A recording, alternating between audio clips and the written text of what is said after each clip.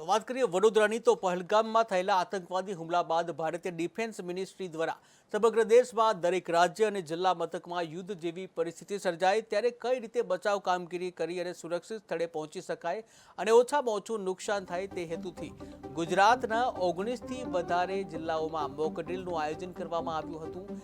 ત્યાં એડવાઇઝરી મુજબ એચસીપીએલ ઔદ્યોગિક એકમ ખાતે આયોજન કરવામાં આવ્યું હતું। ત્યારે મોક ડ્રીલમાં એર સ્ટ્રાઇક થાય એટલે કે હવાઈ હુમલો થાય ત્યારે અતિ જ્વલંત ઈંધણના જે મોટા ટાંકા આવેલા છે તેને કઈ રીતે સુરક્ષિત રાખી શકાય અને તાત્કાલિક ધોરણે ફાયર વિભાગ દ્વારા સ્થળ ઉપર પહોંચી બચાવ કામગીરી કઈ રીતે કરી શકાય તે હેતુસર મોક ડ્રીલનું આયોજન કરવામાં આવ્યું હતું।